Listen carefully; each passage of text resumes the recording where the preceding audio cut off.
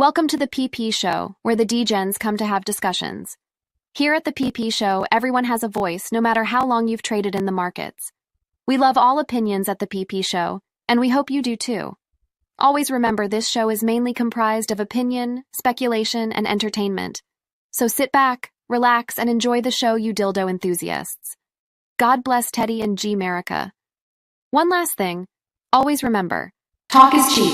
It takes money to buy whiskey.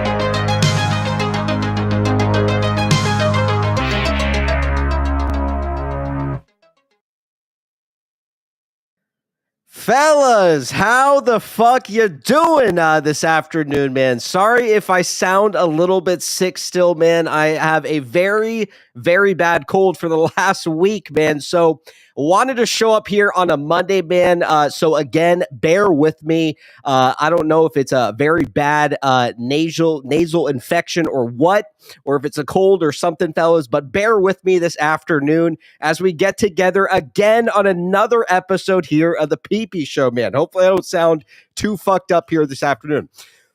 All right.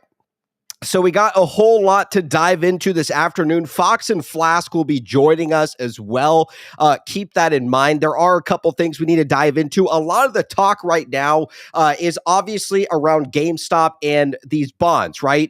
Buying Bitcoin, stuff like that. Is he following Michael Saylor's strategy when it comes to MicroStrategy? Most likely, yes, right? Some people have also been talking about potentially that maybe Sultan is maybe the buyer as well. So we'll be diving into a lot of those things here this afternoon. Great to see you guys here this afternoon, man. So let's get in the legality. We have Fox and Flask with us backstage here. We also got Michael with us as well. Let's get in the legality. We won't waste any more time here on a Monday, man. So keep in mind, man, I am not a financial expert, nor am I a financial advisor. All right. So please seek the avenues to do so. You're not going to find it here. A lot of this is opinion. A lot of this is speculation. A whole bunch of it is entertainment, if you haven't guessed it already. We like getting together. We like talking about the stock, and that's really all there is to it, man. So keep that in mind. Keep in mind, any guests who come to the show, man, nobody here is a professional. So if you hear any opinion, speculation, TA, things like that, keep in mind, man, nobody here is a professional. We like getting together. We like talking about the stock, and that's really all there is to it. Hopefully, I don't sound too sick. It sounds like in my headphones, I sound very sick. So welcome to the ThePPShow. Let's welcome Michael here. Let's see how much money Michael lost in his options this week. Chat, welcome Michael to the ThePPShow.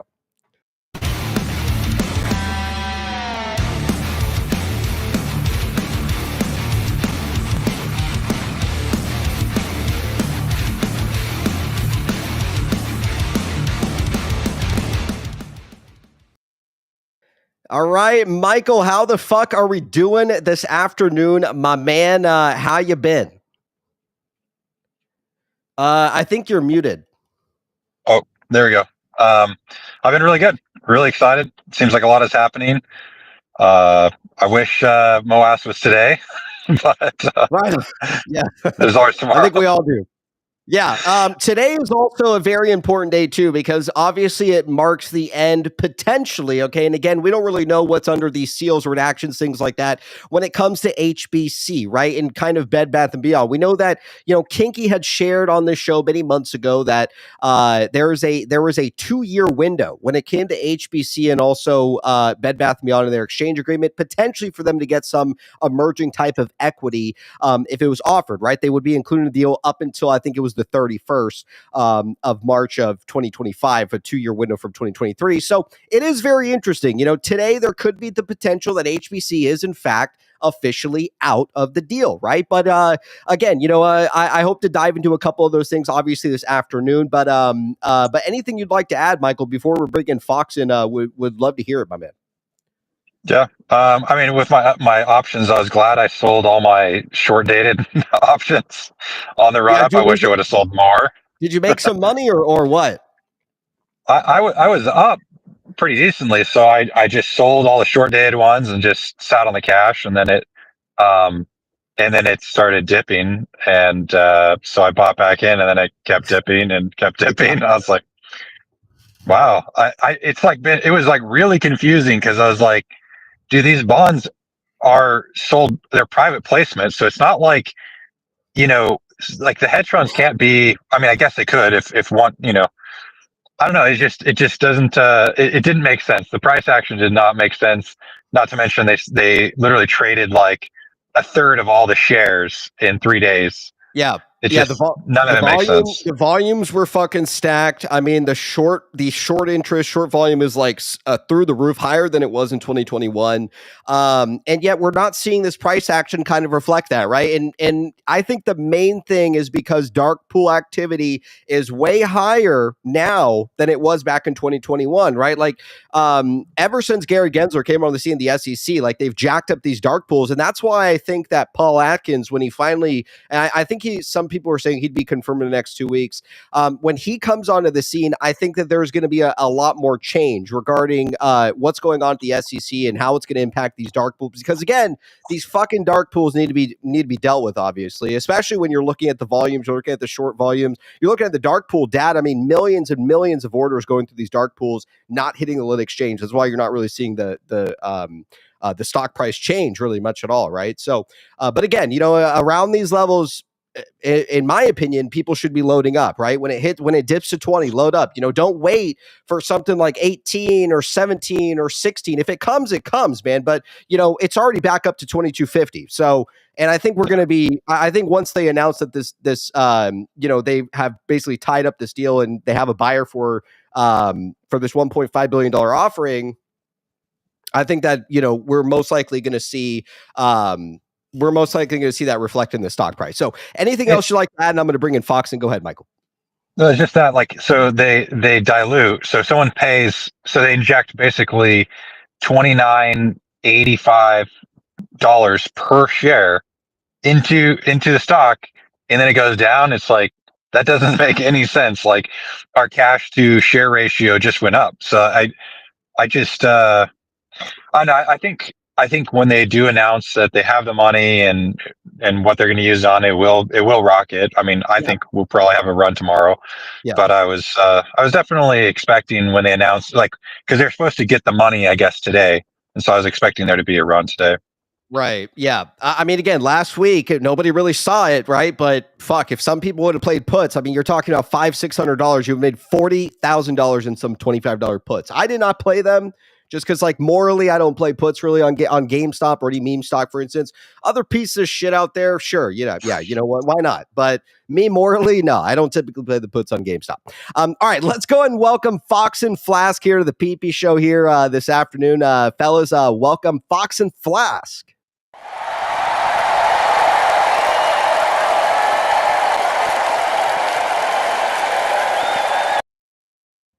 All right, Foxen, how the fuck are we doing on this afternoon? Great to see you. Thank you for joining us here at the PP Show this afternoon.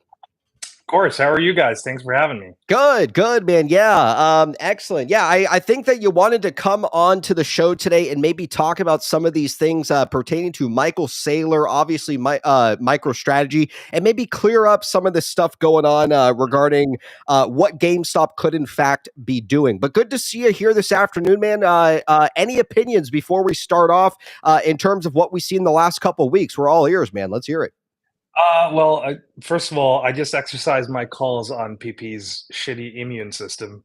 Glad to see those are still printing. Yeah, I don't know what the fuck's up with me, man. To be honest with you, you're sick every 27 days.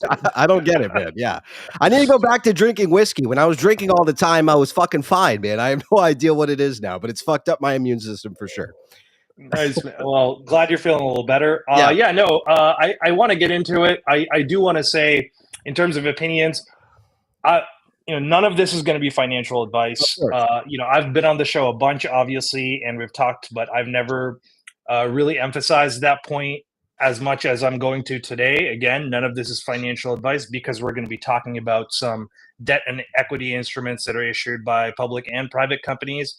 Not only is that not financial advice, it's also not advice, period. If you have a company and you're trying to raise capital, I am a finance professional, but none of my opinions that are coming today are going to be in the capacity of a finance professional. It's going to be just as an individual. Okay. Sure. Yeah.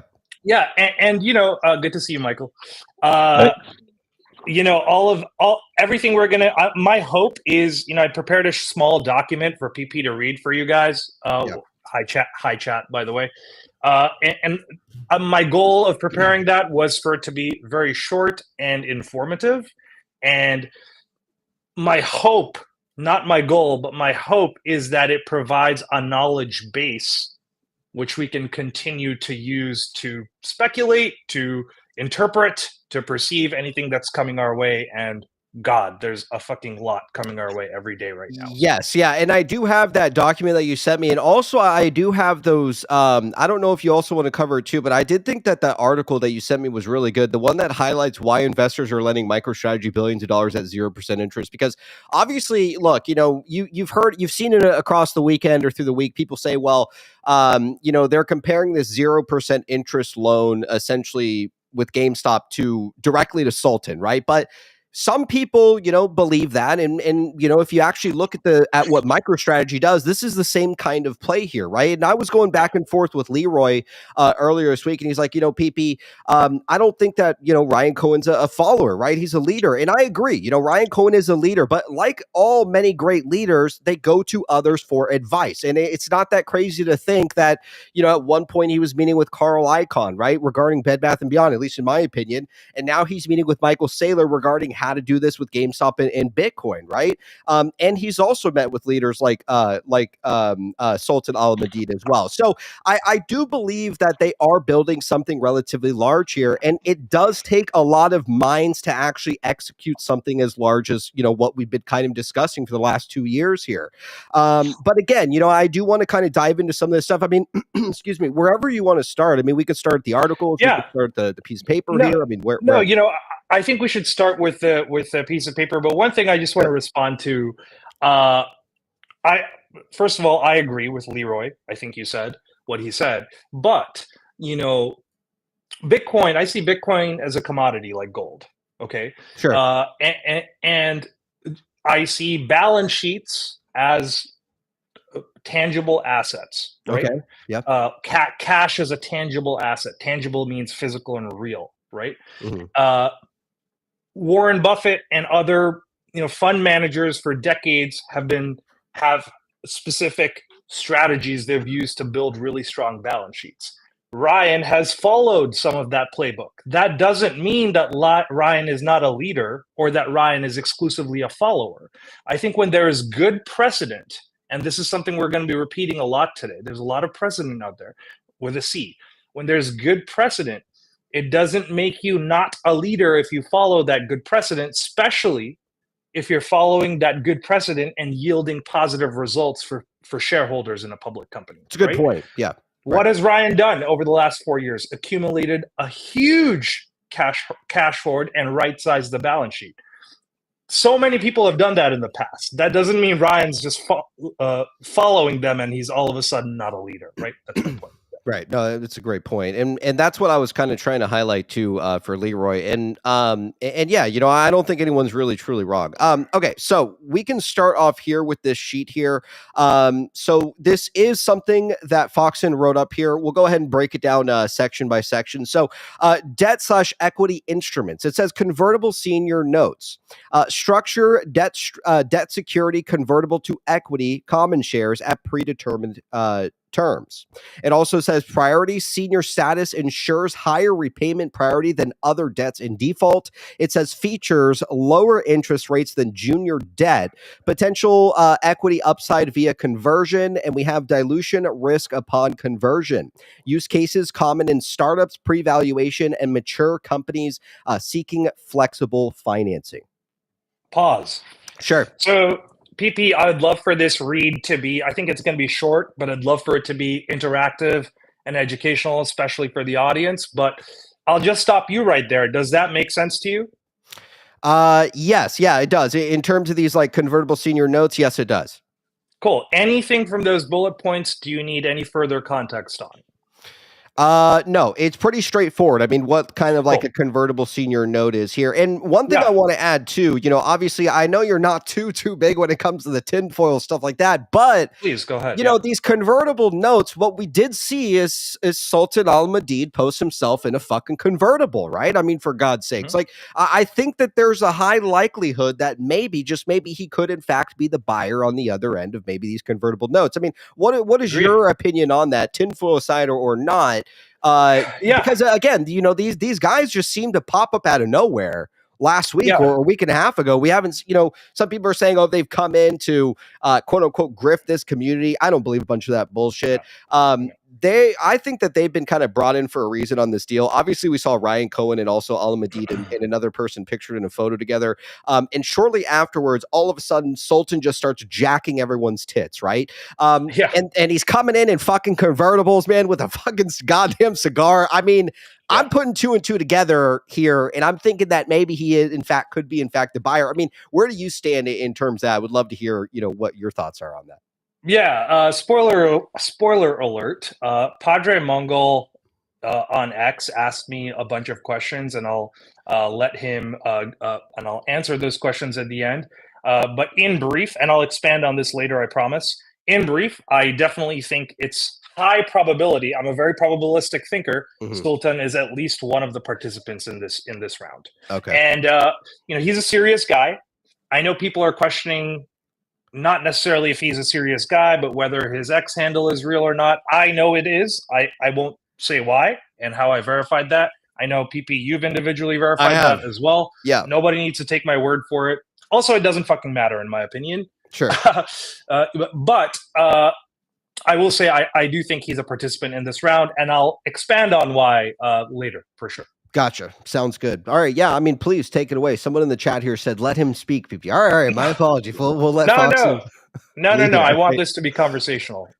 Sure. So go ahead, read the senior secured notes. Sure. So it says here, senior secured notes. It says structure collateral-backed senior debt with fixed interest rates. It says priority first claim on pledged assets and default, reducing lender risk. The features typically lower yields due to security, predictable cash flows for borrowers, is what it says here. Yep. The only way this differs from convertible senior notes is that senior secured notes are more like loans or asset-based loans, which are called ABLs. They have collateral with fixed interest rates on and a fixed term where you repay with principal and interest. That's what a secured note is. Gotcha. Okay. You want me to continue on here? Yeah, please. Okay. Do you have any other questions on senior secured notes? I don't. No. Okay. No. Yeah. And anything that you want to expand upon, please. I mean, I'm all ears if you. And just the feature part that you read, typically lower yields due to security, predictable cash flows for borrowers. That comes from when a bank, for example, banks are the primary issuers of secured notes, ABLs, okay, or any other type of secured note, not just an ABL. And when you submit for underwriting to a bank, they'll typically want 3 years of tax returns for the business, a forward-looking projection, pro forma, based on current and past historicals. And then also they'll see your asset base, they'll do appraisals, and they'll see what they can collateralize. And this is going to come up later. So, senior secured note for all intents and purposes is just a loan. Like a mortgage is a secured note. Gotcha. It has underlying secured collateral, the house. Anyway, go ahead. So it goes on to say here, Bitcoin collateralized loans. It says mechanics, borrowers pledge crypto, example being Bitcoin as collateral to receive flat or fiat/stablecoin loans. It also says key metrics, 50 to 70% loan to value ratios. So no credit checks, faster approval versus traditional loans. And also we have risks, which are crypto volatility may trigger margin calls. Lenders liquidate collateral if thresholds breached. Yeah. So important note here. So I use the house as an example. So I'll build on that, PP. Yeah. Let's say you own a house that's worth $500,000 and you owe $200,000 on it. Okay. Your available equity is $300,000, right? Right. Yeah. However, the LTV, loan to value, is a metric that's used by, one of the most common metrics used by lenders. And essentially, different lenders will have different LTVs, and I'll tell you what that is in a second. But essentially, if it's a mortgage and you're trying to get a HELOC or a second mortgage against the available equity in your home, they will only lend up to 80% of your available equity. Okay, in this case, 300,000, it's 240,000 is what you can get maximum. Okay, and that's LTV, 80% LTV, loan to value. So I am curious, and obviously coming back to like this Bitcoin collateralized loan. So when it comes to GameStop specifically, why do you think that they are getting into a risky asset such as Bitcoin? Why would they not initially want to start acquiring maybe some companies because I mean, obviously we can all agree that GameStop is transitioning into some form of a holding company, or why immediately go to kind of a risky asset like Bitcoin? Yeah, the first answer is I don't know, because that's a good question. Sure. And I'll tell you what my hunch is. Right now, Warren Buffett was just asked in this last quarterly earnings for Berkshire why he isn't deploying any of their 320 plus billion cash on hand. And his simple answer was that the market's overvalued, companies are overvalued. However, that doesn't mean he's not looking at deals every single day. And that doesn't mean that when he finds a deep value deal or a deal that matches his criteria, he'll invest, right? So part of the reason I think that Ryan isn't, deploying capital, making acquisitions, et cetera, for other businesses is there aren't a lot of good deals out there. That doesn't mean he's not working on stuff behind the scenes, whether that's buying assets out of 363 sales in Chapter 11s or private deals or otherwise, right? But that's why I think he's not, to answer your question, making traditional acquisitions immediately, because the market's overvalued, public and private. Two, why Bitcoin? I think Bitcoin's been on Ryan's radar for a while. This isn't GameStop's first foray into crypto, right? They have blockchain technology. They had an NFT marketplace. And you better bet your ass before Ryan got GameStop into that business, he researched crypto thoroughly, right? Absolutely, yeah. I think part of what's driving this now, one, is regulatory change. That's the biggest one, right? This administration has openly said that they want a strategic Bitcoin reserve. Correct. They want other crypto. They want to deregulate. They want to promote business, etc. And so as a business leader, or just the leader of a business, even if he's not a business leader in a market, now would be the smartest move to adopt that strategy. Bitcoin, I think, also is the only, besides gold, is even gold, like gold's resource isn't defined how much gold is out there. Maybe some people have guessed, but Bitcoin is truly limited and closed end. You can't have more Bitcoin, right? So as governments and corporate leaders across the world, it's not just America, are adapting Bitcoin, I think this made it a much more attractive asset for Ryan. And in his opinion, in terms of bringing shareholder value. And I think that Ryan has at least one quant and is a prudent economic student. I think he sees some crashes on the horizon, and I think he's accumulating capital to buy the dips for Bitcoin. Yeah, and that's a great answer too. And because one of the main reasons why I often wonder too is that they were already sitting on 4.6 billion in cash. Why even take on the additional debt, right? To like make this risky bet question, when you could utilize, the 1 billion in cash that you already have, right? And obviously all of us kind of understand that they're going to utilize a lot of this cash, most likely for something regarding this deal when it comes to the shell of Bed Bath & Beyond. I truly believe that he is most certainly transforming GameStop into a holding company where you'll see Teddy under there. You'll see a multitude of other companies kind of being held, and also probably other crypto assets as well, eventually with time. But, why not utilize the cash they are having? Why take on this amount of debt? Is because, I mean, again, and we can kind of argue that. Yeah, go ahead. Yeah.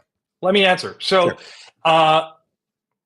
And I'm going to get more into this later, so I don't want to give a spoiler because it's juicy. But when the bond offering was announced, and we'll get into the distinction of public versus private bond offerings, but I did hear from people that have bond desks at private family offices. I work in venture, by the way, so I'm connected with a bunch of PEs and VCs, etc.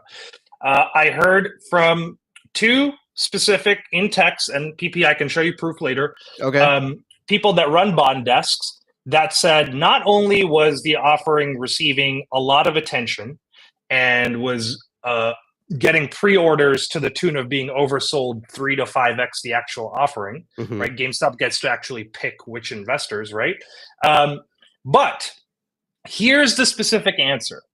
A lot of those people that reached out to one of these two people said that GameStop's bond offering as it relates to potentially purchasing Bitcoin is more attractive than any other public company that has done the same. And there's been a few, because the other companies like, let's say MicroStrategy and Mara, for example, that have done this, they've completed the bond offerings and used 100% of the proceeds to buy Bitcoin.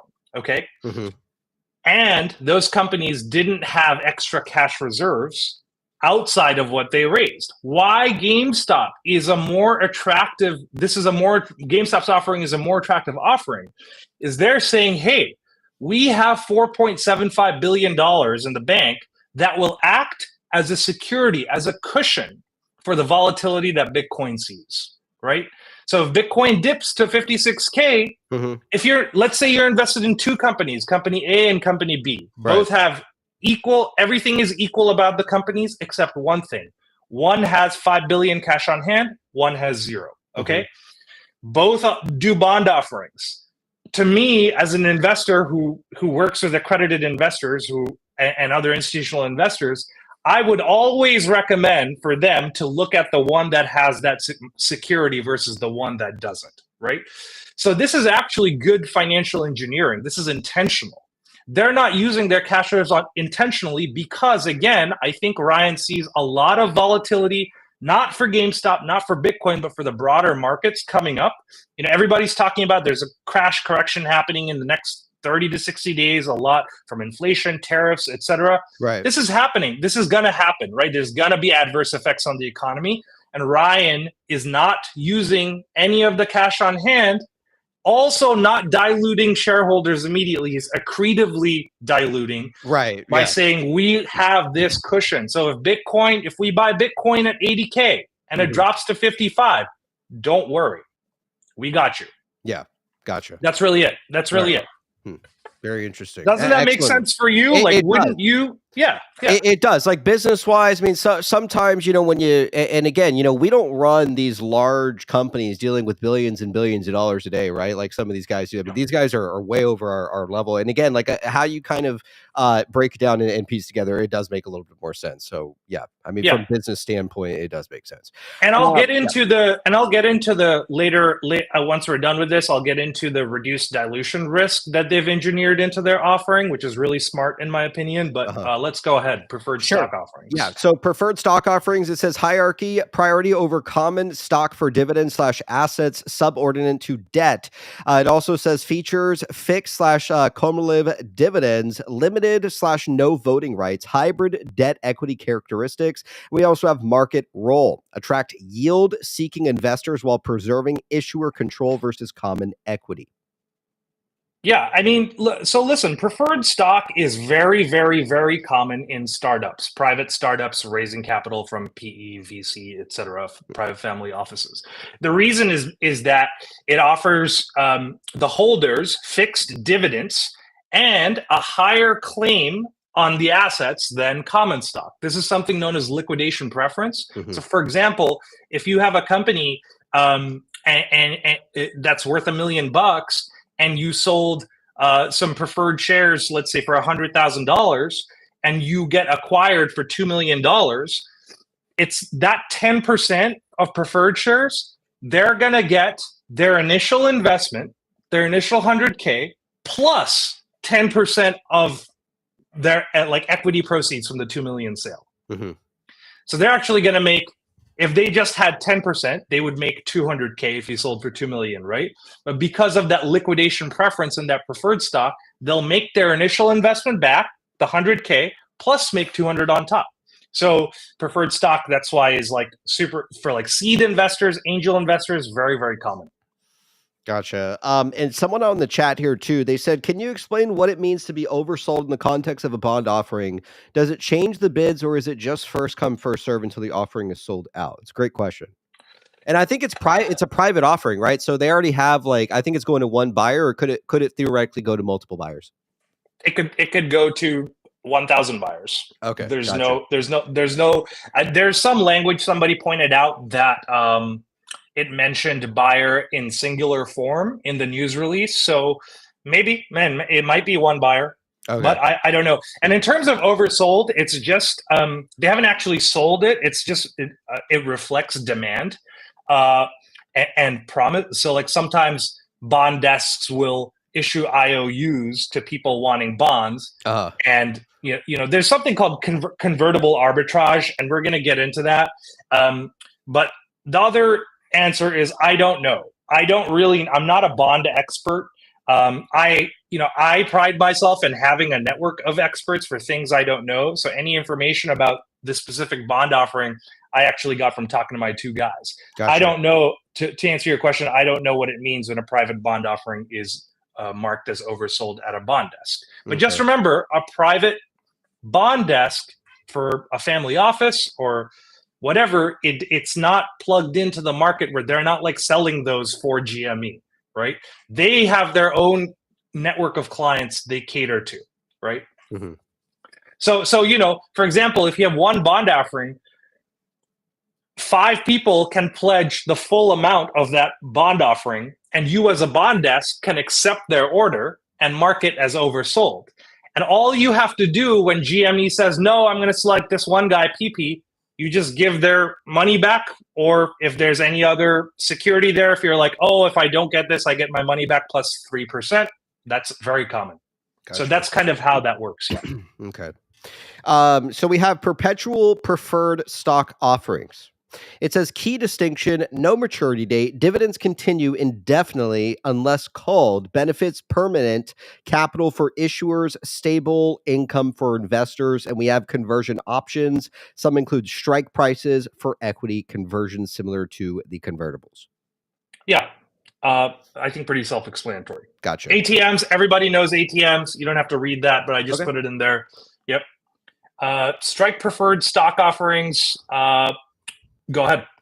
It says feature. It says embedded conversion option with predefined strike price to common shares, and we have the function which combines preferred stock benefits with equity upside potential via conversion. Is what it says.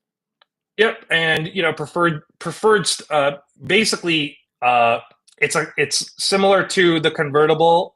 It's a mixture of the convertible and the preferred stock. So it's like a call option that you receive dividends on. It's pretty cool. And MicroStrategy just debuted that as a part of their $42 billion raise they announced in November of 2024. Wow. They rolled out some preferred. I forget what it's called. It has an acronym. We can look it up on their website later. But yeah, it's a cool security instrument. People should check it out. How do you know the running total of how much they've raised via like debt when buying Bitcoin? How much they've raised total? Yeah, in debt, and how much they've put towards Bitcoin. Is it over 20 billion? I think it's over 20 billion. Oh yeah. Right? Oh yeah. Okay. Yeah. I think they hold a little over 500,000 Bitcoin at an average price of around $56,000. Wow. So they've spent around, let's call it 30 billion, and their hoard is worth around 42 or 44 billion. Gotcha. Those are all approximates. Yeah. Okay. Yeah. I mean, again, I think it's key that GameStop is kind of going this route here, and it's not just gonna end, or it's not just gonna start or end just simply at Bitcoin. I think that truly they are going to start investing a lot more money into certain companies, right? And actually turn into the next Berkshire Hathaway, next gen Berkshire Hathaway, right? And I don't think that you can necessarily do that just by buying Bitcoin alone. I mean, obviously you see MicroStrategy, it works for them, but at the end of the day, I think that Ryan does want to do something different here, right? That everybody else is doing. And that's why I think that he does tend to go and kind of get a little bit of advice from some of these other guys out there. Yeah. So we have key concepts, the coupon, which is a fixed interest rate paid on debt instruments. An example being 5% on senior notes. We also have compensates investors for default risk, and it says it's typically lower for senior / secured instruments as well. Yeah. So a coupon is pretty much like, if you default on a note and if you have a senior security instrument like an ABL, like we were talking about, you already have underlying collateral, right?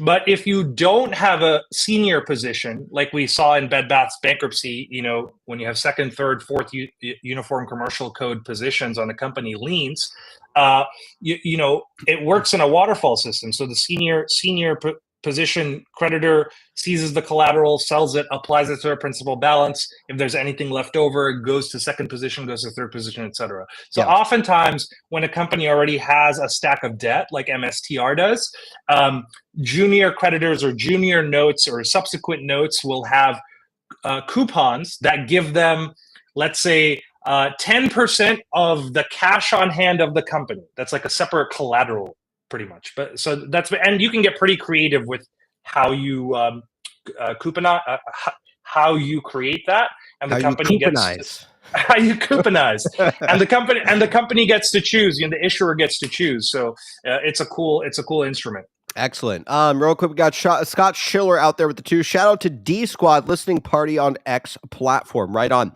Appreciate the 2. So it says here conversion/premium.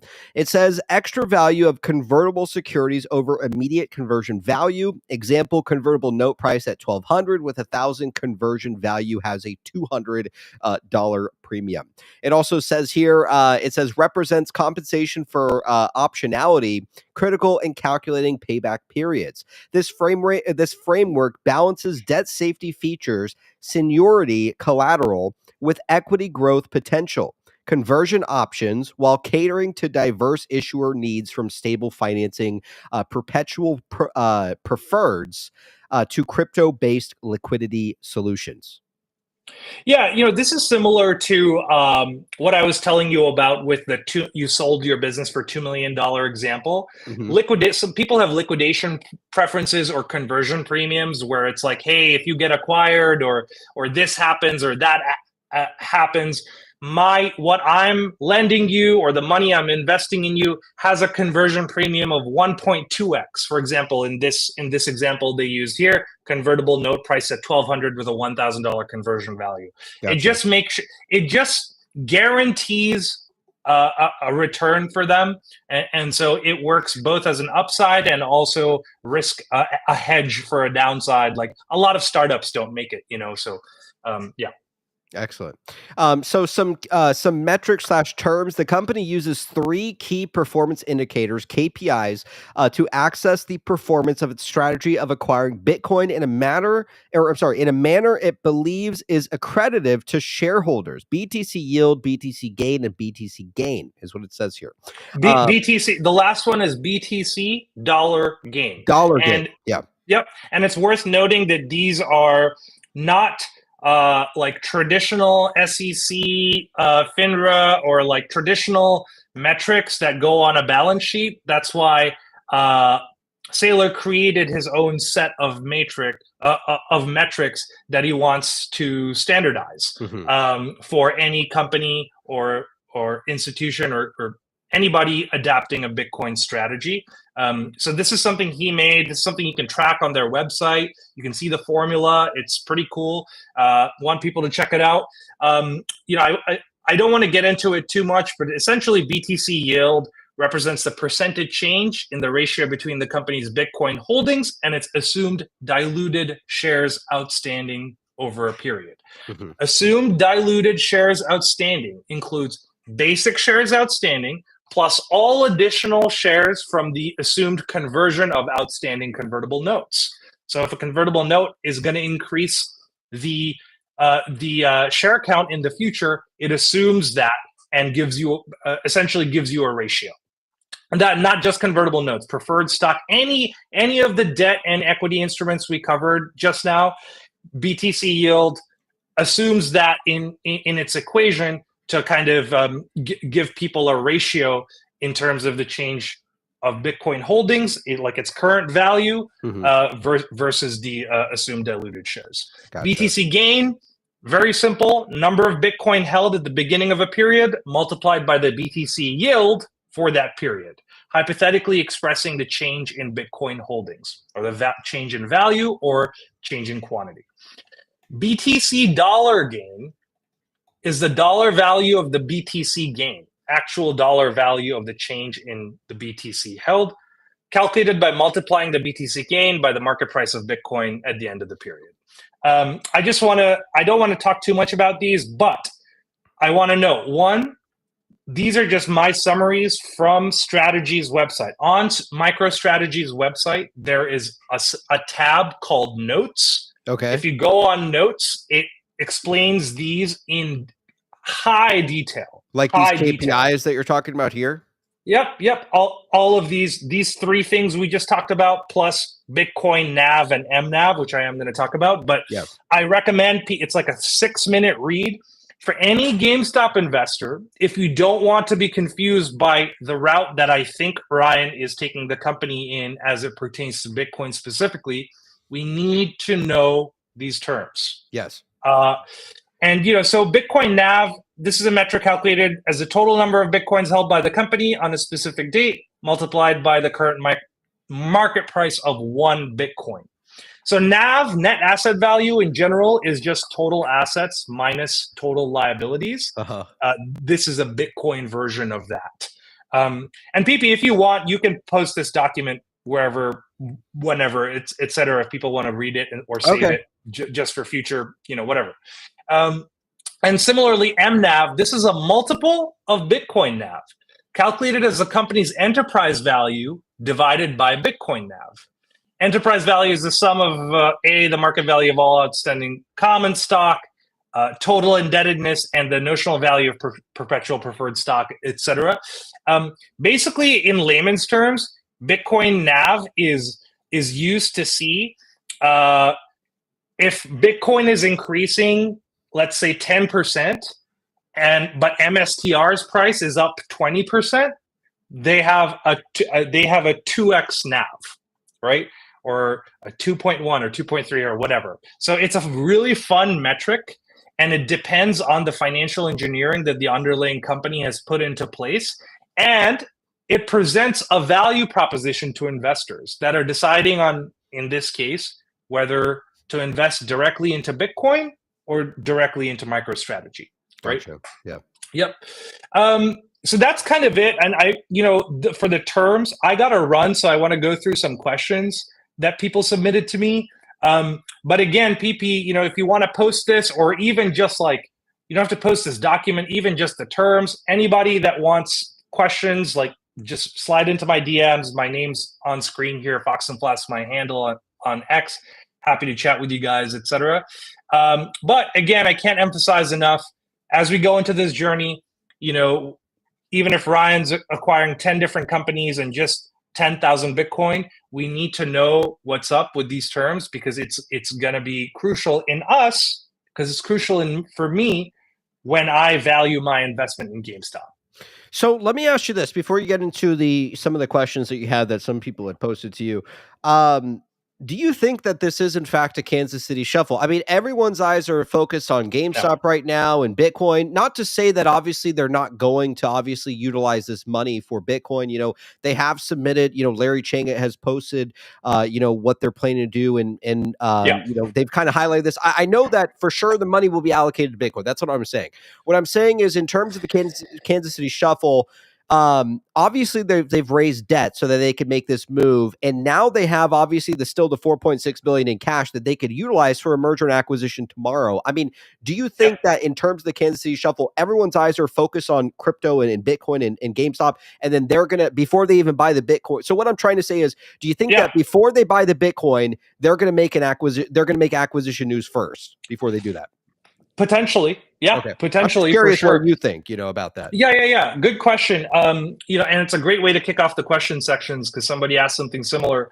One, I think that you said earlier, I don't like tinfoil. I like tinfoil, actually. A big part of my job as an equity researcher is to analyze the past, Mm-hmm. the present, and speculate forward based on those things. Excellent. Right? Yeah. So it's not that I don't like tinfoil, it's that I like getting to primary sources or the epistemology or phenomenology of how people are thinking, what people are thinking about. Gotcha. And that sometimes can come off as me pouring water. Yeah. That's fine. That's fine. I like that. Right. To the other thing, could this be a Kansas City shuffle in terms of what you said? Like everybody's focused on GameStop buying Bitcoin, but they might make another acquisition first or merger with PSA, for example, which I've been screaming from the rooftops about. Yes. But one thing, totally possible, right? Yeah. One thing that I want to note though, people have always said, oh, there's no forward guidance. Nobody knows what's going on. I've never felt that way because I inspect the 10Ks, 8Ks, 10Qs with a freaking magnifying glass. I read it 1 time, 2 times, and 3 times, right? Sure. Because I'll tell you what, ever since Ryan's been at the helm, every single earnings report, especially the yearly report, he gives exactly what he's doing. He says exactly what he's going to focus on, and he executes on them. This is the first yearly report where he mentioned something outside of we are hyper fixated on right-sizing the ship and making our operations profitable, right? Mm-hmm. This is the first time via 10K, he basically said, paraphrasing, we're an investment firm now. And we're going to invest in Bitcoin and anything else that our investment policy allows us to invest in, right? Right, yeah. And why? Because some people have also suggested, besides the Kansas City shuffle, they're like, oh, Ryan's not going to buy Bitcoin at all. This is all a smoke and mirror. Couldn't disagree further with that. No, let me tell you why. Yeah. Let me tell you why. Again, Ryan has done exactly what he said in these earnings.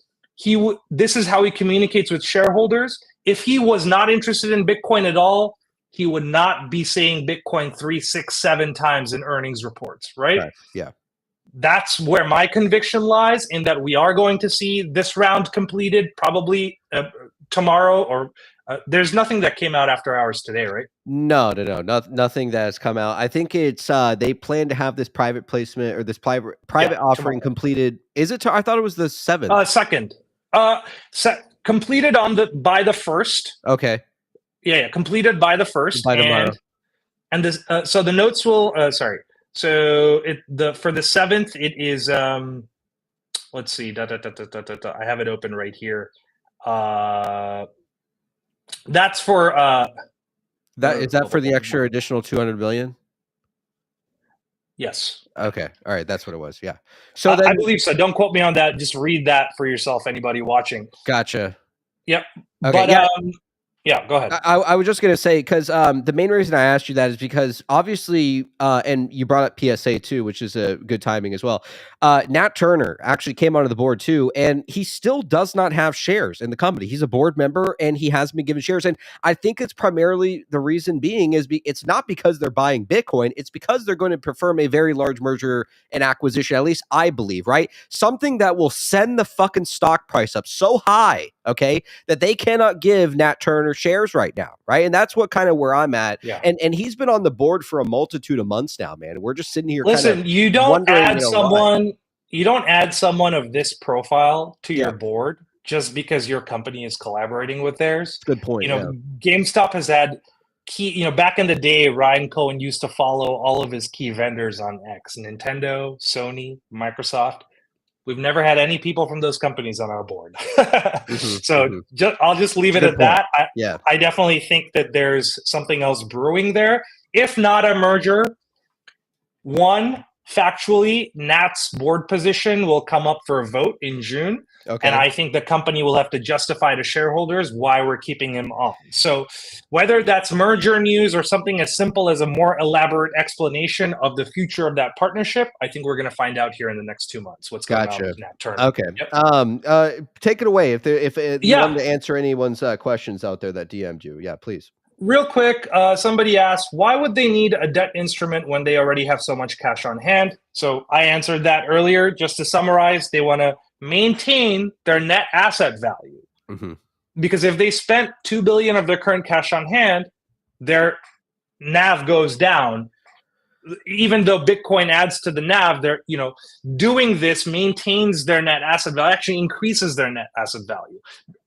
Because if this was like a dilution, an ATM or share offering, it would reduce their NAV, but it's not. It's a future convertible. And remember, almost every single 0%, 0.5%, 0.75% note that Saylor has issued since 2020, almost, don't quote me on this number, but at least half of them he's refinanced before the maturity date.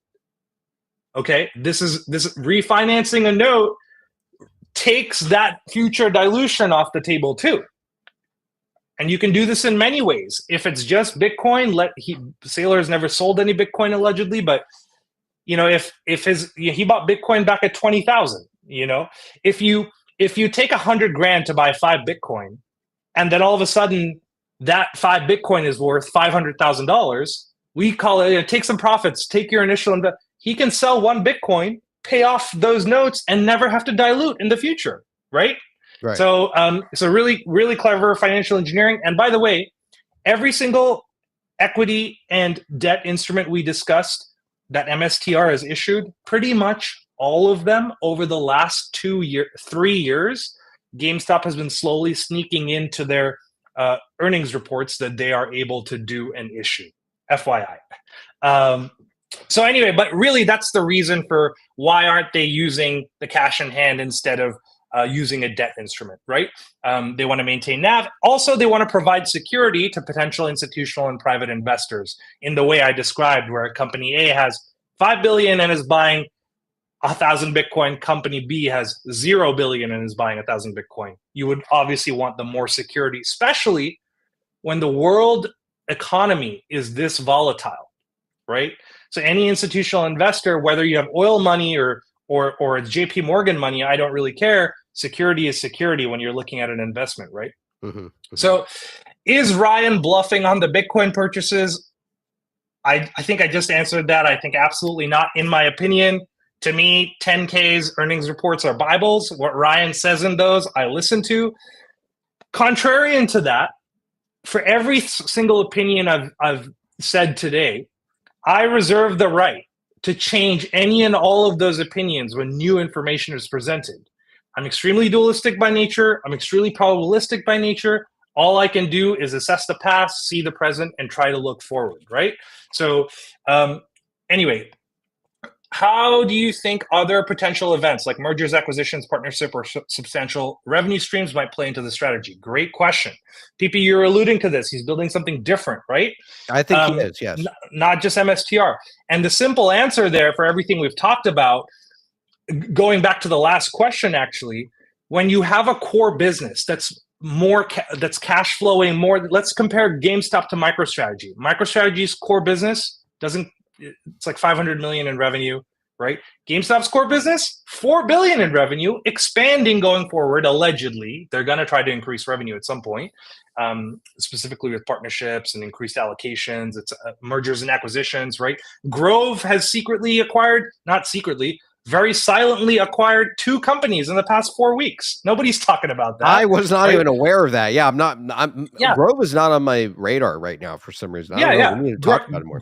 Grove has acquired 2 home brands, and my point in saying that is when acquisitions start rolling out, they can roll out 4 or 5 acquisitions in a matter of 2 months. That's not unprecedented at all. Right. Yeah, look into Grove. They just acquired 2 companies, awesome companies.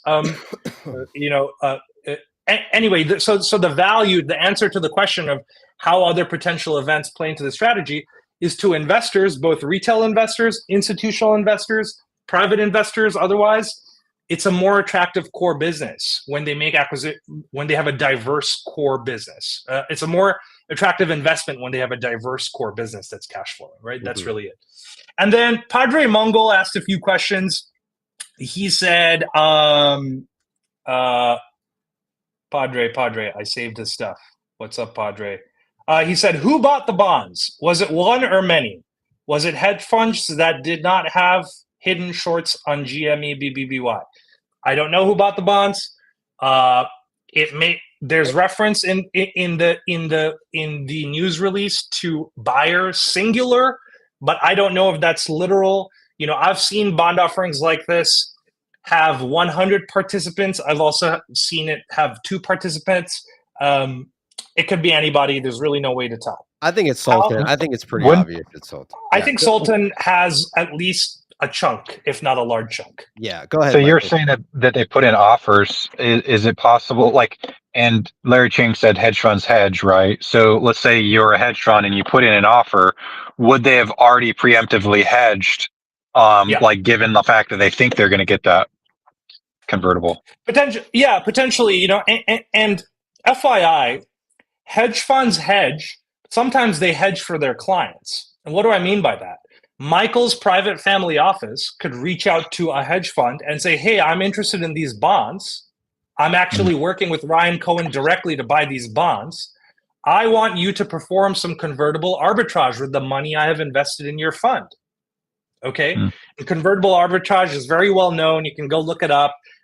Basically, it's hedge funds and institutional investors playing bond offerings, right? I don't want to get into it because it can take a time, but it's a very known concept.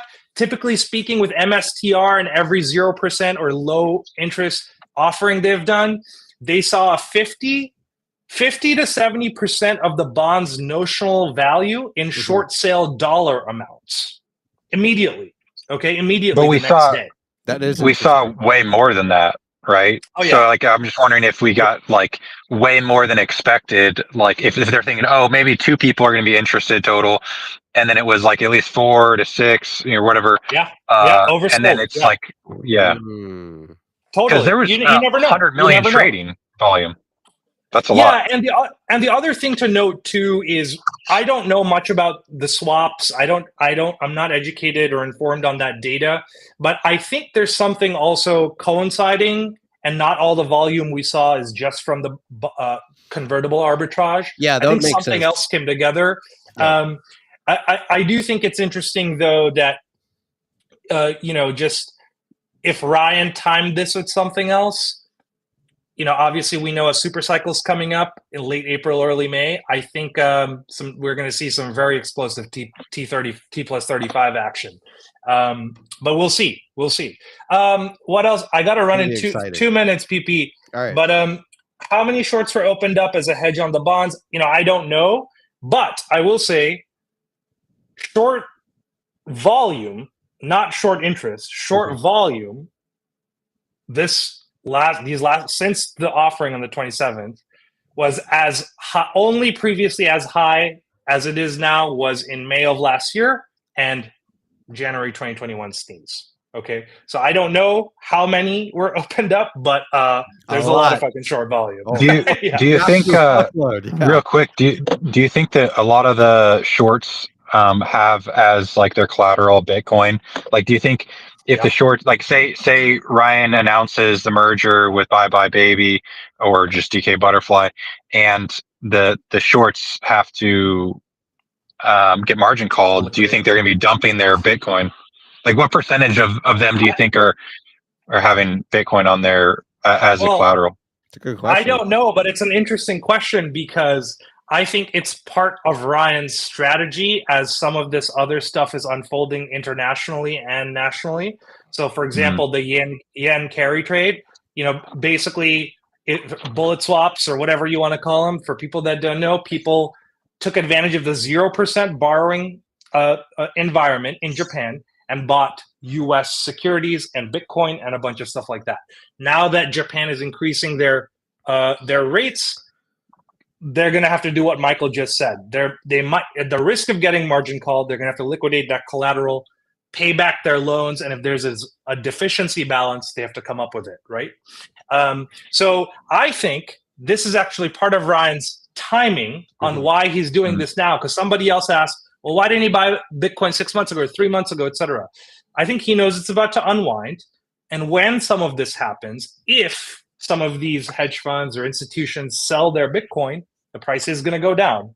And when that does, Ryan's going to have a lot of money to time his entry. And as we know, Warren Buffett says one of the most important things about investing is entry point, right? Because it could be enough to take it down to 40 or 50K, right? I mean, is that Yeah, dude. I mean, I think I'm not an expert on TA, but the next resistance is like 78K down. And then after that, I might be wrong, but I think after that, the next resistance is 56K. But you'll have to talk to like UCopy or some of the other TA folks. Well, the US, I think, is about to hold another meeting regarding like something with crypto this week as well again. So, I mean, I think they're going to keep boosting it up. I don't think maybe we shouldn't see something under, hopefully 75K, but please go ahead. If you have one more question, go ahead. Yeah, last question. Padre asked, if GME backs out, do those short positions get closed immediately?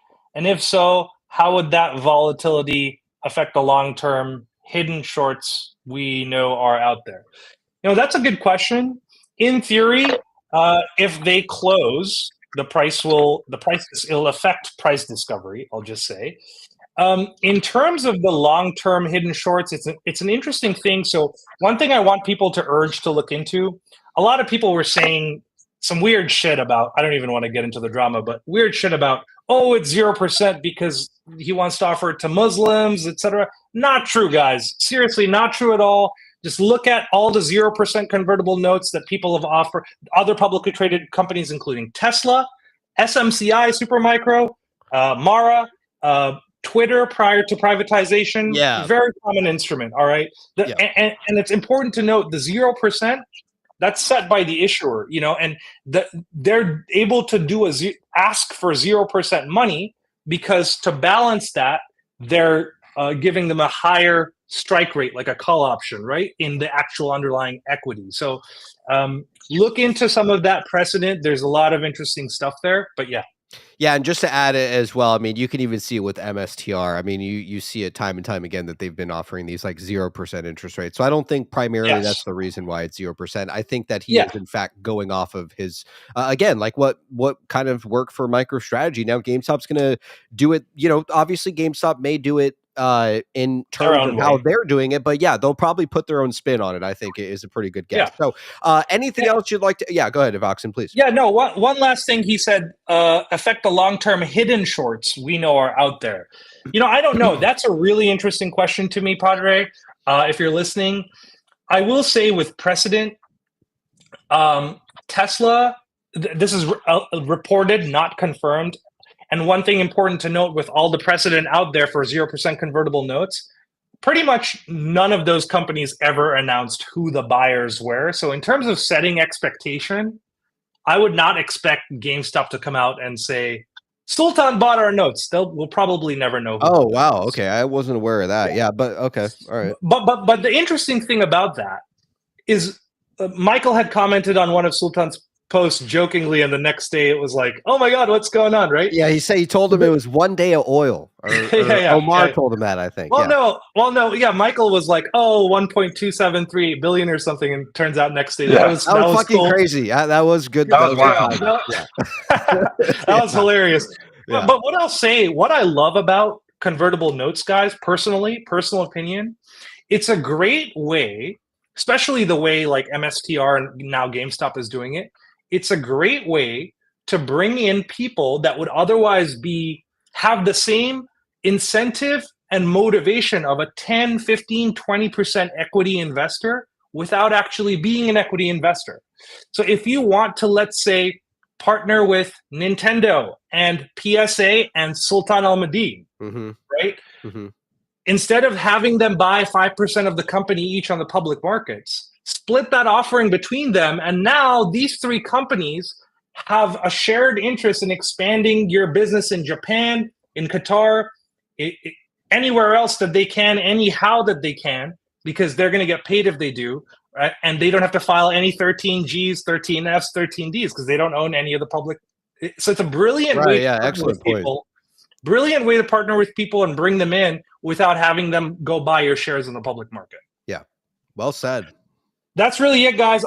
I got to run. Good stuff, man. Yeah. Good to have you guys. If anybody poses questions in the chat, PP, do me a favor and save them and send them to me, and I can come back on and yeah. Right on. All right. Well, you heard it from Foxen here this afternoon. Again, if you want to follow him on X, it is Foxen Flask. I think, or is it Bad Robot Ventures on there? I think it's Foxen, right? Or it's Bad Robot Ventures now, isn't it? Yeah, and my handle is Fox and Flask. But yeah, send me a DM. Anybody. Love you guys. Thank you so much. Appreciate it, man. Take care, chat. Let's get some love for Fox on his way out. Take care, man. I gotta say, excellent stuff. I mean, this is what everyone has been kind of talking about lately, right? Like, who's the buyer? Where's it going to come from? And again, Foxon really lays it out, some of these key terms, and I'll try to upload his PDF for everybody to take a closer look at. But again, looking at the strategy, what MicroStrategy has done, looking at how they've basically turned debt into a buying machine to buy up Bitcoin. I mean, again, I think it is very interesting, but most of us can agree that I think it is Sultan Al-Madid who is buying these, right? I mean, the fact that we see these convertible notes and then all of a sudden, we see a photo of him pulling up in a convertible with a fucking cigar. I mean, I think it is him. I mean, I'm assuming that you also think the same thing, Michael, that it's probably most likely Al-Madid who is making this purchase. That and Lego actually, I think GameStop on their homepage, someone had a video of it where Lego had a Lego set and it was a cat and driving a convertible. And so, that is some good tinfoil too. Yeah, I mean, so and just like what Foxon says as well, I mean, you could have a scenario here where it could be multiple buyers, right? I mean, some people have speculated it's Roaring Kitty, some people believe it's Al-Madid. I mean, truly nobody knows, and like Foxon says, I don't think any of us will have an idea, and you probably won't see GameStop come out and say, "Look, these are the buyers of these said notes." So, I like it though. I think it's interesting. Go ahead. I do think whoever's buying it is not buying it to arbitrage. I mean, that's like the thing is if you buy a convertible note, you short it down, by hedging, and then so you get a better price, and then you can just like exercise them, and so it can just be an arbitrage, and I think that's why a lot of hedge funds are interested in it. But I think whoever's buying it, they're buying it because they want to be in there for the long term. And part of the long term actually that is interesting is, when GameStop gets inducted into the S&P 500, right? Because there's always ETFs that can like soak up a lot of those shares. And so now that we have all these new shares that were basically issued at, over $29, well, that increases our market cap like exponentially. So, that's as far as like pushing us right into the S&P 500 range, like that really helps us get there. Absolutely. Yeah. And again, like just to highlight this fact too, I mean, you have Sultan Al-Madid basically resharing this photo of him with the cigar in the convertible. And this is dated on the 26th. That's Omar. Yeah. His friend. Omar had posted this, and you have Sultan saying who is joining the ride, right? This is one day after their earnings call. So again, where they kind of talk about, this is one day after their earnings call where they talk about that they're going to invest into Bitcoin. And then I think on the 26th is when they officially came out with that information. Correct me if I'm wrong. Was it the 26th or 27th that it came out that they were doing these notes offering? I think it was the 26th, if I'm not mistaken. So on the same day, he's obviously posting this convertible too. So I like it. I think that, Sultan Al-Madid probably is one of the buyers out there. If not, he's buying up maybe the entire offering itself, or maybe you could have a scenario here where there could be some other buyers here as well. Real quick, we have Hank E out there with the 5 PPShow gift memberships. Appreciate your support, Hank. Again, if you got a membership out there, be sure to give a thanks in the chat, fellas. We got Slobo with the 20 as well. Appreciate the love, fellas. Sorry, go ahead, Michael, while I pull up this next post here.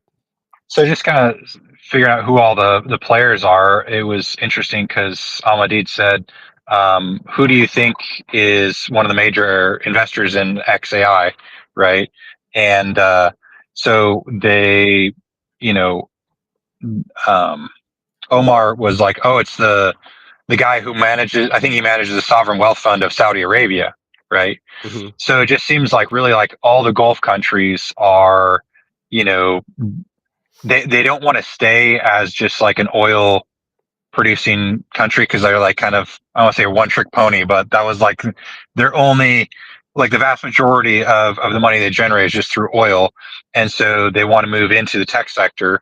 And it's like, well, if they join with the US, especially with Elon Musk, that will put them there. So I think that all that kind of has to go together. This everything app that we've been looking forward to. We hadn't heard much on the X payments, and the X store, like for a while. It seemed like they were hyping it up like it was about ready to like be launched, and then it wasn't. I think it's because it has to be launched at the same time as Teddy, and so I think we will hear about that pretty soon. Liberation Day is on the 2nd, and my guess is that X payments will be live, the X store, and they'll, I mean, I think that Ryan Cohn could want Bitcoin just because maybe they have some kind of crypto exchange, right? Bring back like the GameStop NFT wallet, but have it just be, be able to sell Bitcoin or whatever and plug that into X. Yeah. I mean, all that stuff's happening. And just to add on to what you were talking about with the S&P 500 as well, Michael, Andrew out here says GME needs to get to 4585 to have a $20.5 billion market cap, which would qualify them for the S&P 500, which is, again, very easily doable, at least in my opinion, right? I mean, getting up to something like 4585. Once GameStop officially announces that they have utilized this cash and that they've completed this note offering and they've bought Bitcoin, the stock price is going to go vertical. All right, at least in my opinion. So, again, whether you're playing options out there, you're buying shares. Yes, I think that right around these levels, anything under 25 is an absolute steal. I mean, anything under infinity as of right now is a absolute steal, if you ask me. I think that was before the dilution, right? So now with the dilution, if herein diluted like 10%, it'd be at least 10% less than that. Gotcha. So just to add on also this little snippet that came out that also backs that it could be Alamandid. It says GameStop expects to use the net proceeds from the offering for general corporate purposes, including the acquisition of Bitcoin in a manner consistent with GameStop's investment policy.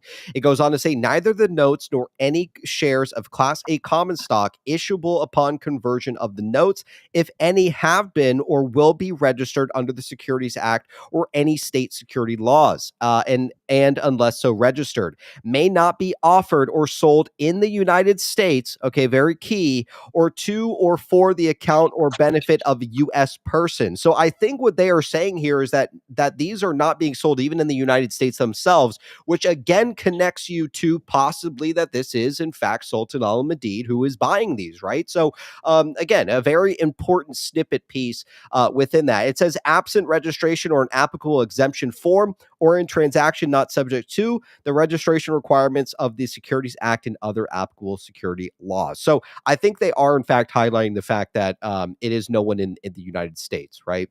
Most likely, I mean, it could be a person outside of the United States. It could be an accredited institution. Those ones are exempt from that rule. It's that's why it says like Rule 144 or something like that. Yes. So either A is an accredited institution or B someone outside the country. But I do think it is Qatar. So. And I'm trying to see here as well. Okay, yeah, March 27th. There was also an update as well regarding oh yeah, this is what I like too, which I found very interesting as well, because obviously we know that they're going to utilize this money for Bitcoin, but Leroy had posted this as well, and it said Bed Bath & Beyond's total funded debt equals 1.5 billion. GME's private offering also coincidentally equals 1.5 billion as well, which you can see here. So again, I see like why the questions out there to Fox and Flash, could this in fact be a Kansas City shuffle? And I think potentially you could see one, right? Not that GameStop's not going to utilize this cash for obviously Bitcoin, but the fact is that they just did this private offering for 1.5 billion, and also it's coincidentally very odd that Bed Bath & Beyond's total funded debt is also 1.5 billion as well. So I don't know. I think that if you want my honest opinion, I think that things are in fact in full swing now, right? With these offerings coming out, with how GameStop is in like full transition mode, the fact that Sultan is also mentioning like the next Berkshire Hathaway, I think that it is safe to say that things are in full motion here, and we could just be a mere couple weeks away, if not days away, from potentially hearing something. Again, today, officially HBC gets released, okay? From basically getting future equity, at least what we believe, right? We don't really know what's under these redactions. We don't know what's been put under seal prior to that. And also even Jake Tooby I had gone back and forth with Jake Tubey on X as well. Nobody can really make sense as of right now whether or not HBC will be included in this deal. But if we go off of what the exchange agreement said, what Kinky kind of shared with us, it does show that, after today, they wouldn't be included in this deal. So again, I'm very curious, like what kind of role, HBC themselves are going to be kind of playing in this as well. So there was a very important thing as well. This one is basically showing that DK Butterfly is not in liquidation. There was something up here at the top actually before the show started. Actually, two things real quick before we get to that one. One from Lancer here. Throughout the whole Bed Bath & Beyond bankruptcy the past 2 years, I have not heard about the October 18, 2022 convertible note offering that we saw. It also says, until I started digging through the SEC filings last week. I've made a few posts, and I guess we'll keep posting until it gains some traction. Carl Icahn's photo was the day before the offering itself. It also says exactly a year later, October 18, 2023, shares were canceled into a liquidating trust. He asked if it's a coincidence. Was this part of the possible theorized January 13 LBO as well? You can actually see it here, October 18, 2022, is when we saw that bond offering kind of come in. And then this was one day prior to that, which was the 17th of October. These two were pictured together. So I don't know. I think that what Lancer is kind of bringing up here is a very valid point that we also saw an offering on regarding Bed Bath & Beyond around this time too. Which I think kind of like leads the fact that, look, you could have a very, very real reason that, for Carl Icahn to kind of be involved in here. Give me one quick second, Michael. I really need to use the bathroom here. Chat, take care of Michael just for 2 minutes, man. I'll be back in 2 seconds. Let's see. All the things, a few updates in the last week. What would PP always puts me on the spot?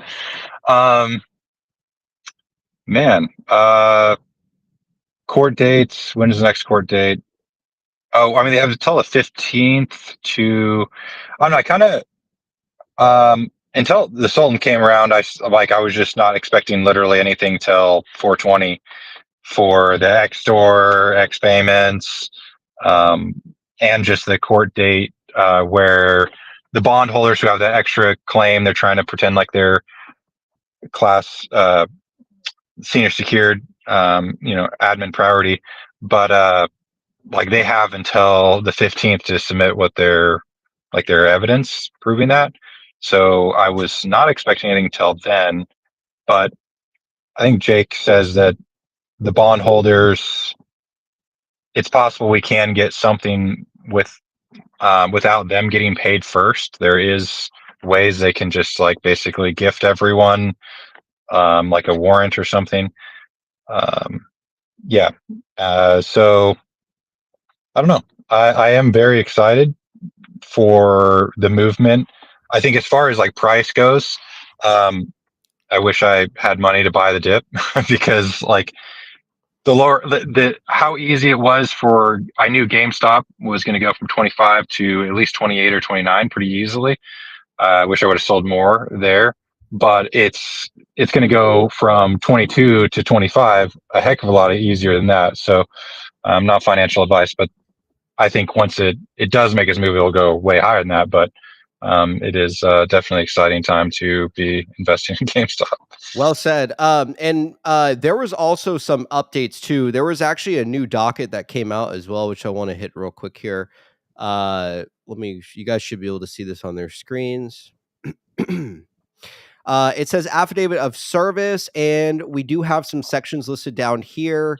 I think these are this whole docket is kind of not a whole lot going on here. I think this is just they're forwarding some stuff. You have Exhibit A posted here, post-effective master service list, which has been, I think, forwarded to a lot of these parties here. So not really major things. Notice of objection to claim docket 3955 is what they're saying here. And plan admin is objecting to claims filed by Ming Che, docket 3954. I don't know if anyone has a running total for Ming Che. But it was probably like a few million that they're going to knock off. So that's probably what you'll kind of keep seeing is some claims here and there. popping up, stuff like that. I Real quick. also, Yes, go ahead. I don't remember. I know remember scrolling past a couple posts about the fact that it seemed like the bonds had been cleared, like there weren't any creditors listed for DK Yeah, Butterfly. Pacer wasn't Yeah, showing it. Yeah, I don't know if that's true or not.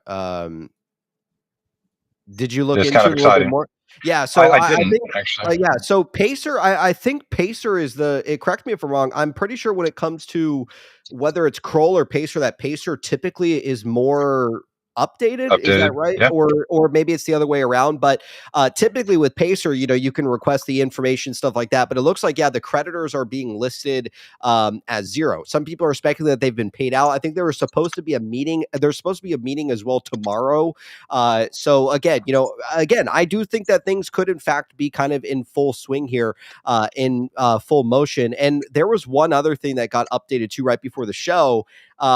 Very odd that you have DK Butterfly Inc. listed here. You also have GameStop listed here as well. And I think they're showing the registered office street address is the same as GameStop listed down here. 1999 Bryant Street, Suite 900, Dallas, Texas. I don't know if that is something that has changed recently. Maybe if some people have some documentation of this prior, I would love to take a look at it as well. But again, it is very interesting stuff, might I add, kind of what we're seeing here regarding this as well. Kinky said, "Did you see my article?" Yes, I'm about to read your I'm about to read your article, and then we're going to call it a day here, Kinky. And we'll probably be back on Friday after that. I'm going to try to get a little bit better through the week, fellas. As we get back to Friday. So give me 1 second to pull up Kinky's post here, and then we'll go ahead and close with some of that information tonight. Oh, and I'm sorry, McGrath also has appeared as special counsel. Her representation includes this is a little bit new. Sears, Purdue, Radio Shack, American Apparel, as well. So those are some new updates too. Very interesting names that are listed there as well. Kinky's article. We're gonna read this and then we'll get out of here for the day. All right, so this is from Kinky Sex. It says, everything written in this article is for entertainment purposes, speculative opinions gathered from years of research, conversations with fellow Bed Bath & Beyond baggies, in quotations. Nothing in this article should be taken as factual or advice, for as everyone should fact check what they read for themselves. I will provide links to most of what I write here, and always do your own research. Special thanks goes out also to Spidey out there as well, for all the long talks over the weekend and help with the workload. So it goes on to say here, this article will focus on why I believe the transparency and failure to uphold a fiduciary responsibility by the board of the directors of Bed Bath & Beyond, followed by a speculative insight into what really happened with Bed Bath & Beyond and how Ryan Cohen will hold the board accountable. Buckle up, strap in, get your moon suits on, because we are about to fuck. It says here, let's start off with a quick timeline. October 18, 2023, we have the S4 bond, which is the S4 bond exchange filed on 10/18/2022 for Bed Bath & Beyond. The November 16, 2023, we get the S4/A amended bond exchange filed for 11/16/2022. We go on to December 6th of 2022, the first Form D for bond exchange filed on 12/06/2022 for Bed Bath & Beyond. The second Form D for bond exchange filed for 12/06/2022 for Bed Bath & Beyond as well. All right. It goes on to say that December 20th of 2022, we get an 8K filed for the exit of the director, Benjamin Rosenwig, filed on 12/23/2022. December of 2022, Ryan Cohen offers to purchase the company for $400 million, which we didn't find out until nearly 2024. 2 years later, we didn't find this out until we saw them in the deposition papers. January 13, 2023, we saw the LBO on PitchBook reported. January 24th of 2023, Bed Bath & Beyond appointed Miss Carol Flatten as the director of the board, filed on 1/26. And keep in mind, Miss Carol Flatten does have a connection with Carl Icahn via Xerox. So they do have a little bit of history as well. January of 2023, Pamela Corey becomes a member of the board of directors for 15 Bed Bath & Beyond subsidiaries. It also says, okay, now that we have all the links above and the events of discussion to start with leading up to B. Riley offering, let's go into the details on what exactly happened during the time period from 10/17/2022 to 2:06 of 2023. We have Ryan Cohen and Carl Icahn pictured right here. It says the night before the bond exchange dropped on October 18th, we have a picture posted by Ryan Cohen with Carl, the corporate raider icon. 1 month goes by before we see the amended bond exchange on 11/16/2022, which added subsidiaries of Bed Bath & Beyond as guarantors. It goes on to say 3 weeks later on 12/06/2022, 2 Form Ds drop showing exchanged 24, 34, and 44 bonds for common stock as well. 13.6 million shares plus a purchase of 0.9 million, accounting for a total of 14.5 million shares. 2 weeks after the Form Ds on 12/20/2022, Ryan Cohen appointed director Benjamin Rosenweig voluntarily resigned from the board. It goes on to say here, somewhere in the month of December of 2022, we know that Ryan Cohen had offered to purchase the company for $400 million. Where was our filing? Why were shareholders not notified of such an offer? This is strike number one, which I like because, again, we actually we typically never saw anything like that as well. And I think it is very key as well, because the only time that we ever learned about this information was, in fact, during these deposition papers as well. It goes on to say January 13th, the famous leverage buyout reported on PitchBook to have Bye Bye Baby required, as shown here, which you guys are very familiar with as well. Hello, board of directors. Why were shareholders not informed of this proposal? Let's get into the details of what transpired on January 13th of 2023. I present Pamela motherfucking Corey, is what Kinky is saying here.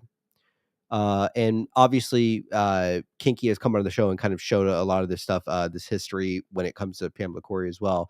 As you see on her LinkedIn page in the screenshot above, near the bottom circle in the red under experience, it says independent board member, January 2023 to present 9 months. Wait, what? Where the hell is there a filing showing that her appointment to the board? What the fuck does that say at the bottom here? Member boards of directors of 15 subsidiary companies of Bed Bath & Beyond. So hold up, 15 subsidiaries. Didn't that bond exchange amendment on 11/16 of 2022 have 15 subsidiaries listed as guarantors? Why, yes, it did, which is very interesting, might I add, what these two gentlemen have kind of found here.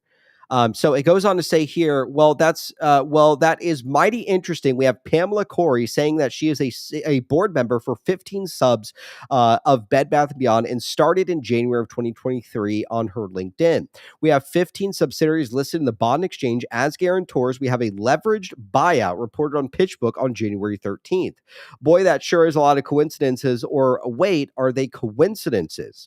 Is there any evidence that she is tied to those 15 subsidiaries in the bond exchange? Well, actually, yes, there is. We do have a photo posted here, which I'm pretty sure we have seen Spidey come on the show here and show like these asterisks, or however the hell you say them, on this thing. But it goes on to say here, Buford Capital filing January 18, 2024, listing all former directorship partnerships held in the past 5 years for Pamela Corey. Would you look at all those 15 subsidiaries in the bond exchange are listed right there? Go ahead and fact check it. I counted all 15 for you. Now, isn't that a coincidence? Why is Pamela Corey a director of all these subsidiaries, according to her LinkedIn, as of January 2023, and listed by Buford with the same subsidiaries, which match all of the bond exchange subsidiaries, and supposedly nothing happened on January 13th, 2023. What other evidence we have?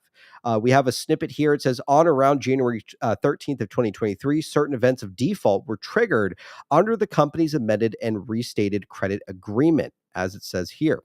You remember when JPM wrote to the board talking about on or around January 13, 2023, certain events of default were triggered.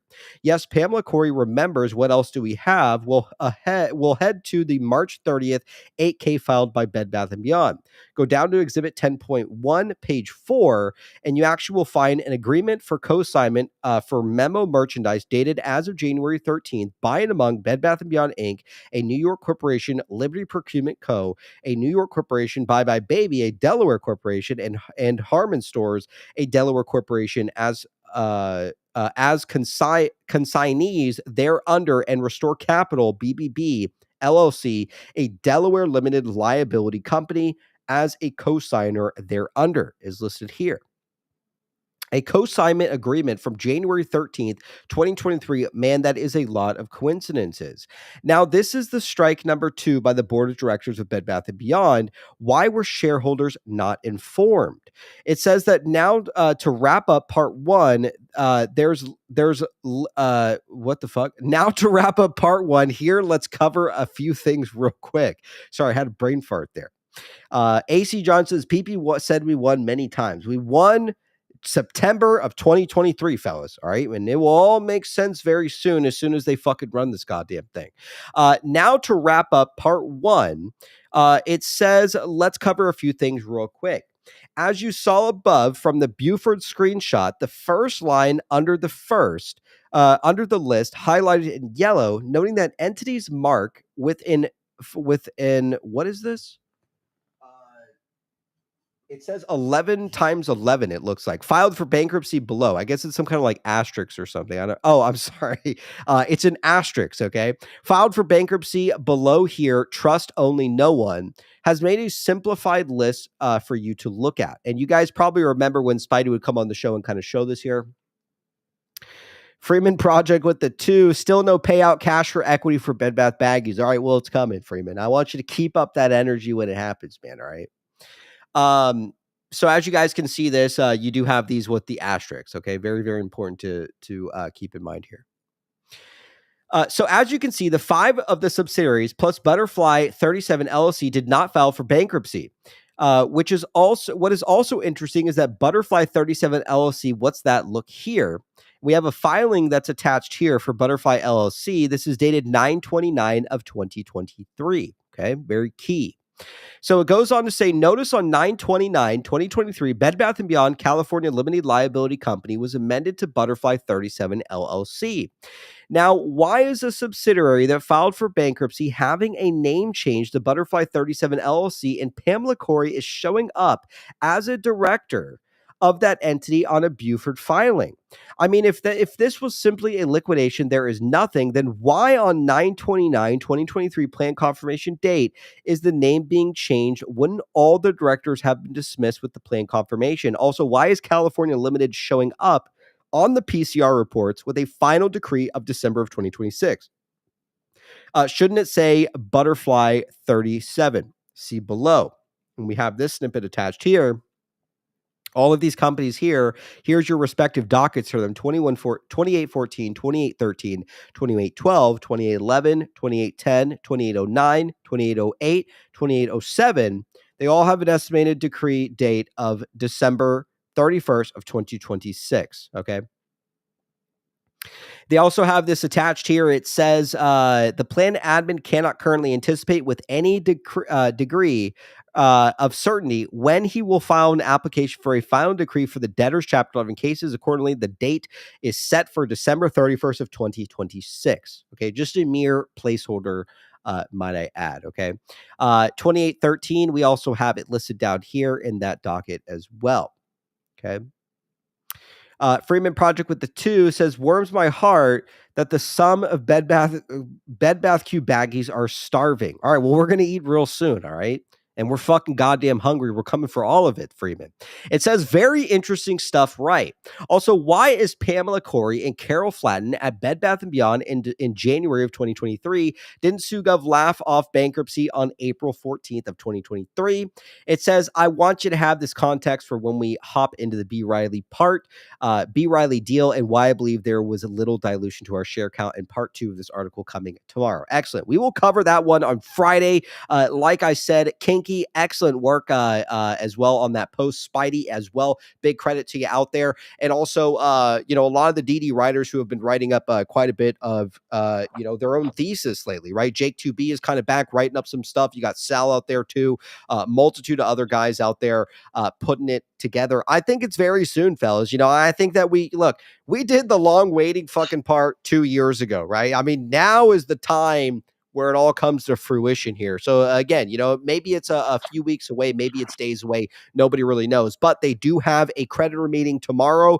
According to Pacer, it's saying that there's no fucking creditors all of a sudden. And again, Pacer is a legitimate site. Like, you actually pay to actually request some of this information. So I don't know why on Pacer it'd be saying that there are no creditors anymore, unless potentially they have been paid out here. So it is a very big mystery, but I do think that it is coming to a conclusion very, very soon. Obviously, you can see GameStop making moves here. They didn't utilize any of their cash that they had on hand. $4.6 billion cash. They could have utilized $1 billion of that to put towards this like Bitcoin deal, but they are utilizing the Michael Saylor strategy, I think, and they are going to do their own spin on it too. So there are a lot of exciting things obviously coming out when it comes to GameStop. Some people are pissed about the short-term price. Who gives a fuck? Load up if you can. Hodl if you already know the fucking way to do it. Hodl if you can't buy more. It's going to go fucking vertical as soon as they announce that they've bought some Bitcoin. And obviously, you look at Nat Turner, some of the other board members, none of them are buying. Okay, there is a major merger and acquisition taking place behind the scenes. No, they are not buying just because of this Bitcoin thing and their investment policy. The major thing, I think, is that they are going to, most certainly they have target companies that they're going to acquire, and it's going to happen very quickly, very soon. So with that being said, as we wrap up here, Michael, what would you like the good people at home to know, man, as we wrap up? Let's hear it. Well, it's going to be a good week. A lot of things to look forward to. I hope to see some price action tomorrow or Wednesday for GameStop and news sometime in the next between now and 420. So excellent. Love you all. All right. Well, you heard from Michael here this afternoon. Michael, enjoy the night. Hope to see you on Friday, my man. All right. There you fucking have it, man. The PP Show. I'm sorry I'm not feeling too well, man. Again, I probably sound a little bit stuffy, things like that. I don't know what's going on. I have no fucking clue. Maybe we'll go back to drinking, I guess, man, because when we were drinking, we were fine, never getting sick, things like that. All of a sudden, stop drinking. Now I'm getting goddamn sick. So with that being said, enjoy your evening. Appreciate you guys tuning in this afternoon. Yes, things are in motion. There are major things happening with GameStop and also our security that we know is Bed Bath & Beyond. Again, do not forget, fellas, that right around this time that our equity is pulled from our accounts, all fucking insider buys stop. Besides Larry Chang, but even Larry Chang had some kind of blackout period going on for 6 months as well, too, right around October of 2023. So with that being said, we're going to wrap up here tonight, man. Again, appreciate you guys tuning in this afternoon. We'll be back on Friday. I'll just need a couple more days here just to kind of get over my sickness here, but we'll hit the ground running on Friday. Hopefully there will be that part 2 from Kinky and some other stuff as well. So appreciate you guys tuning in, whether you watch or donate, whatever it may be. Appreciate having your guys' support of the PP Show, man. So enjoy the rest of your night. Hope to see you guys Friday. Appreciate you guys tuning in. Love you all. Peace.